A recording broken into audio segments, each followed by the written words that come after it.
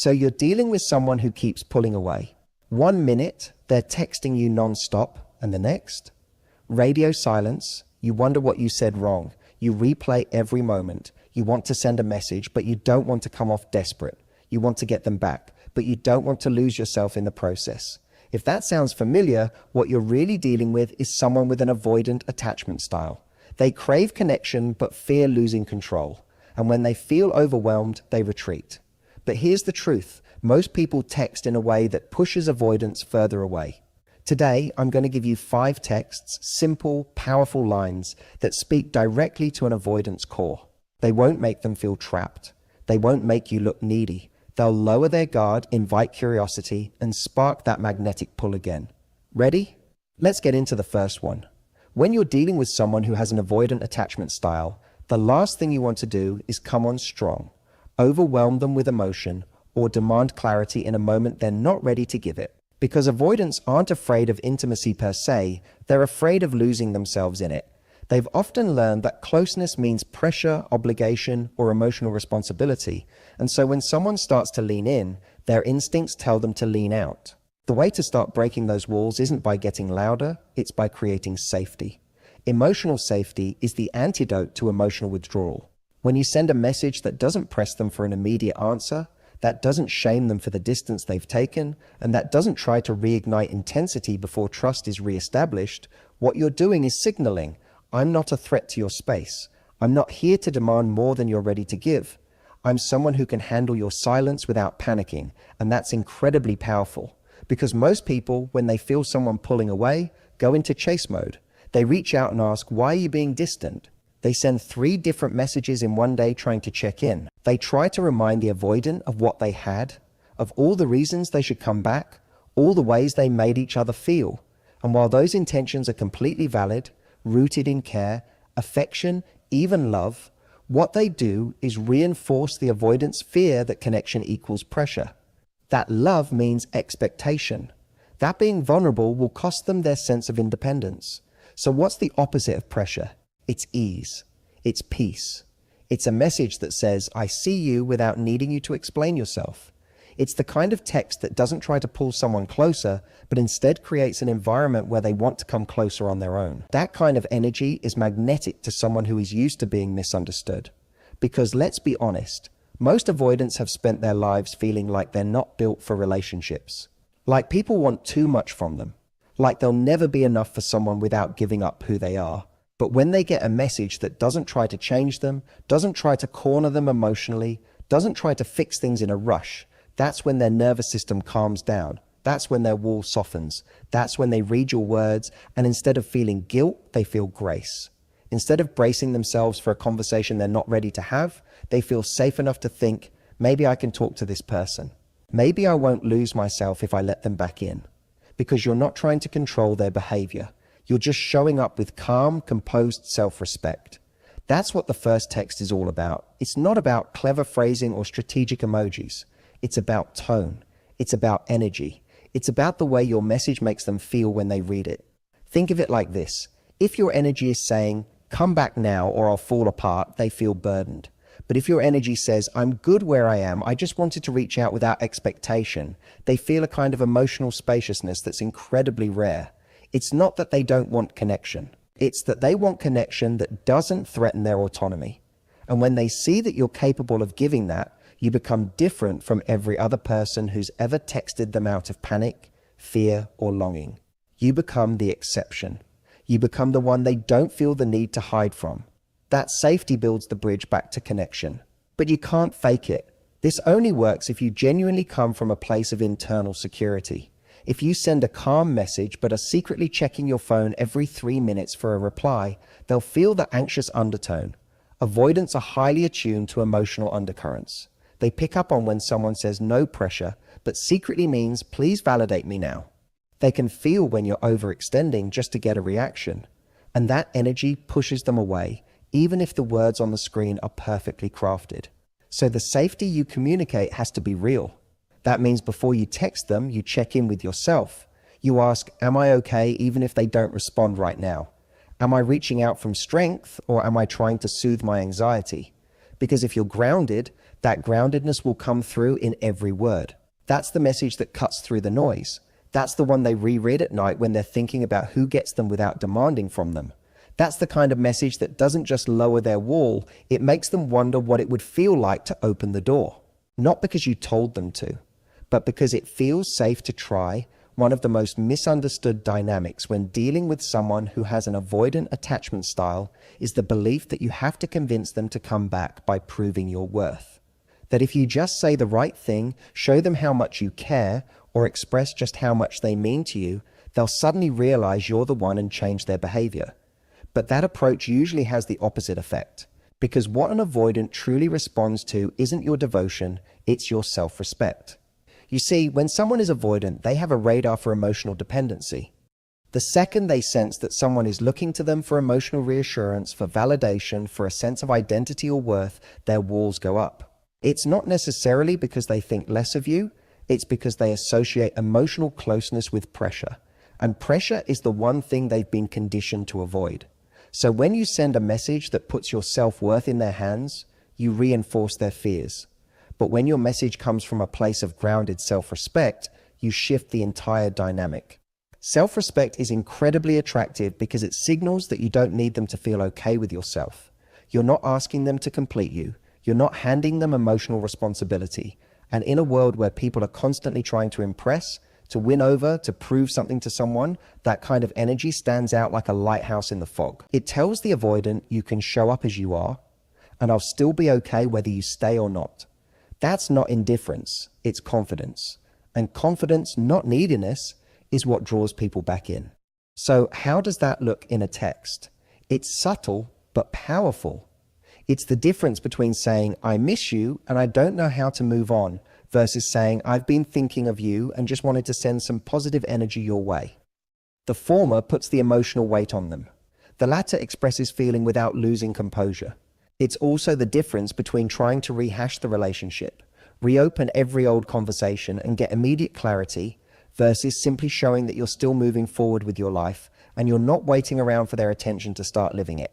Avoidants don't respond to people who are stuck in limbo. They're drawn to people who are already in motion, who are growing, who are creating a life with or without them, not because it pressures them to come back, but because it reminds them of what they were drawn to in the first place. And often, in relationships with avoidance, people slowly lose that part of themselves. They stop putting energy into their own goals, their passions, their friends, their routines. They become hyper-focused on the relationship, on how to keep it alive, on how to keep the other person engaged. And in doing so, they lose the very thing that made them magnetic. So when you send a message that reflects a return to that version of yourself, not in a performative way, but in a real, grounded, honest way, it reignites the interest. Because you're not trying to win them over, you're showing them you've already won yourself over. That's the message. It doesn't have to be long. It doesn't have to be poetic. It just has to carry the subtext, I know who I am, with or without this. And that subtle shift in energy is everything. It communicates that you're not reaching out because you need saving. You're reaching out because you have value to share, and you trust that if they see it, great, and if not, you'll keep going. That level of self-respect is rare, and it's especially powerful to someone who's avoidant, because most of the people they've encountered have tried to extract connection from them, not invite it. They've been chased, guilted, pressured, and told to open up before they were ready. But when you show up with respect for yourself and respect for their space, the game changes. They stop seeing you as someone who's going to drain them emotionally. They start seeing you as someone who's safe, balanced, even admirable. And admiration is often the gateway back into desire. They have to admire you to want to move toward you again. They have to feel that being with you adds to their life, not subtracts from it. And that feeling starts with how you show up when there's distance. Not in grand gestures or declarations, but in the quiet confidence of someone who knows their own value. So every word you send should be steeped in that energy, not rehearsed, not manipulative, just real. Real self-respect doesn't try to prove anything. It simply is. And when someone who's been avoiding emotional intensity receives a message that reflects calm confidence instead of emotional chaos, it gets their attention. It makes them pause. It makes them wonder, because you're not chasing them anymore. You're standing still, rooted in your own worth, and inviting them to meet you there if they're ready. When someone with an avoidant attachment style distances themselves, it's easy to feel like the connection is broken forever. You start wondering if you should reach out at all, or if staying silent is the best strategy. But there's a middle ground that most people miss entirely, a way to reach out that invites reconnection without triggering resistance. And that's what this keynote is about, sending a message that opens the door without creating guilt. Because one of the quickest ways to shut an avoidant down emotionally is to make them feel like they owe you something. Avoidants are deeply sensitive to any message that hints at obligation. Even subtle pressure can feel like a trap. If they feel like they're being cornered into a conversation, a reunion, or an explanation, their defenses go up. And once those defenses are up, no amount of pleading or emotional honesty will bring them down. They're not trying to be cold. They're protecting themselves from what they perceive as emotional debt. So if your message implies that you're hurt and need closure, or that they need to fix how you're feeling, or that they need to respond to prove something, it will have the opposite effect of what you intend. They will retreat further. That's why one of the most effective ways to reach out to someone avoidant is by making it explicitly clear that there are no strings attached, that they can respond or not respond, and you're not waiting on either outcome. You're not trying to rehash the past or rewrite the future. You're simply extending a moment of human connection, free of pressure, expectation, or emotional responsibility. That's how you begin to invite them back, not by demanding anything, but by offering something light and guilt-free. A simple gesture, a thought, a moment of warmth that doesn't carry emotional weight. Think about how rare that is for someone who's used to being met with frustration, disappointment, or emotional need. Most people who reach out to an avoidant do so with heavy energy, whether they realize it or not. It's energy that says, I miss you and I need you to fix this, or I'm still hurt and you need to understand that, or I'm reaching out because I need you to validate that what we had mattered. And even though those feelings are valid, that message doesn't work with someone avoidant because it doesn't speak their language. Avoidants speak the language of emotional independence. When you reach out in a way that mirrors that independence, you're more likely to create an opening. It's not that they don't feel. It's that they struggle to process those feelings when someone else's expectations are layered on top. But when you take all that pressure away, something surprising happens. They start to lean in, not because you pulled them, but because you stopped pulling. They sense that you're not trying to reel them back in with guilt or nostalgia or promises of what could be. You're just there, sending a ripple of kindness, a reminder that you still see them without needing anything in return. That kind of emotional generosity, when it comes from a place of strength, not self-sacrifice, is incredibly compelling because it says you've done the work. It says you've found peace. And ironically, that peace becomes more attractive than any romantic speech or emotional outpouring. It shows emotional maturity. It shows restraint. And it shows that your value doesn't come from whether or not they reply. That's what an avoidant needs to feel safe re-engaging. They need to feel that they're not being lured back into something that's going to cost them emotionally, that they're not stepping back into a relationship that will demand more than they're ready to give. And the only way they can begin to feel that is if your message offers them an out. If it says in tone and subtext, this is a no pressure space. I'm okay either way. I just wanted to say something kind. That's what I call a guilt-free reconnection. It doesn't mean you're pretending not to care. It means you're being intentional with how you express that care. You're giving them a gift, not a burden. And gifts are easier to receive than obligations. Sometimes that gift is a memory. Sometimes it's a song that reminded you of them. Sometimes it's a moment of appreciation for something they once did that helped you grow. But always it's framed in a way that says, I wanted to share this not because I expect anything back, but because it felt real in the moment. That energy leaves space. And avoidance needs space, not just physical space, but emotional space. The room to breathe. The ability to respond without feeling cornered. When you offer that, it starts to dissolve the barrier between you. Because you're not trying to make them feel bad for how things ended. You're not asking them to relive anything they're not ready for. You're simply showing that connection doesn't have to come with emotional strings. That it can just be a moment of presence, shared and released. And in that space, something shifts. They don't feel like they're being watched, measured, or tested. They feel like they're being seen. And sometimes that quiet recognition, the kind that expects nothing but offers something genuine, is what lingers in their mind long after they read the message.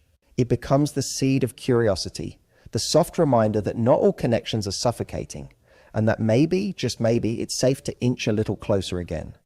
One of the most powerful tools you have when trying to reconnect with an avoidant is not logic, not persuasion, and definitely not pressure, it's memory.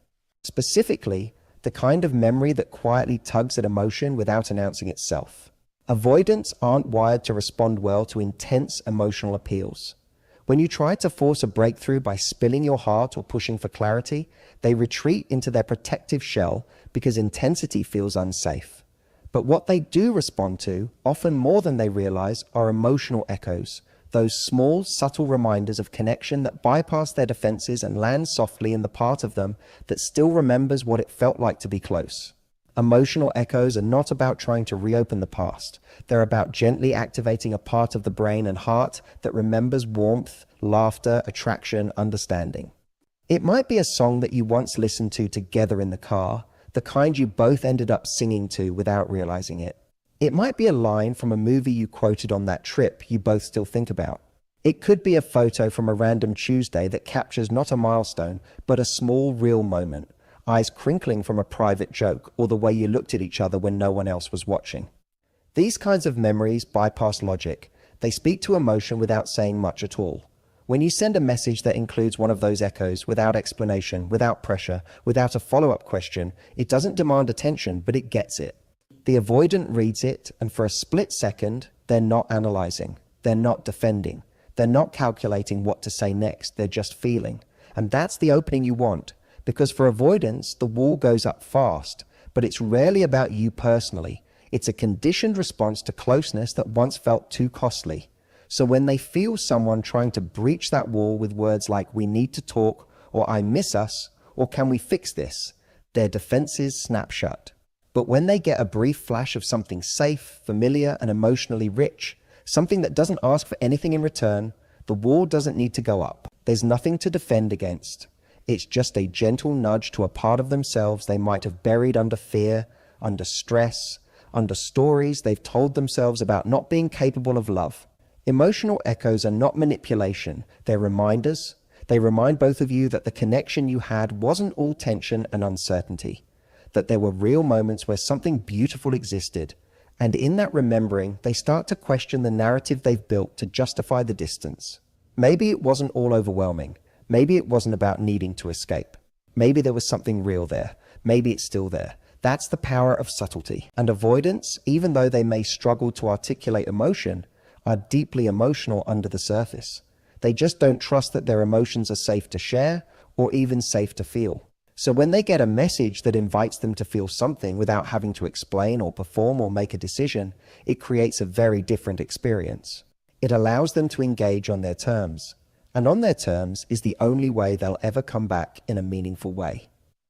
So what does that kind of message look like? It might be as simple as sending that song you both obsessed over one summer with no caption.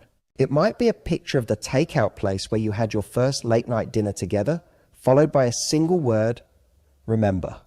It might be a screenshot of a meme that references a ridiculous inside joke you used to share. It's not what you send, it's the energy behind it. It's not "look at what we lost" or "don't you miss me." It's "this happened and it meant something and I'm strong enough to remember it without needing anything from you right now." That kind of message holds weight without being heavy. It lingers without clinging. And it gives the avoidant something to feel instead of something to fix. Often, that's the first step to rebuilding connection, feeling without pressure. Because when someone avoids intimacy, it's usually because they've only known intimacy to come with expectation or obligation. But a simple emotional echo, presented with kindness, strength, and detachment, can create a shift. Not always instantly, but gradually. It sits in their mind. They might not respond right away. They might not respond at all. But it plants something, a moment, a memory, a question. And questions can be more powerful than answers, because a question makes them wonder. Wonder makes them reflect, and reflection often leads to reconnection. Not because they're being pulled, not because they're being convinced, but because something in them starts to move on its own. Not out of guilt, not out of fear, but out of emotion they can't quite ignore. Emotion they thought they had packed away.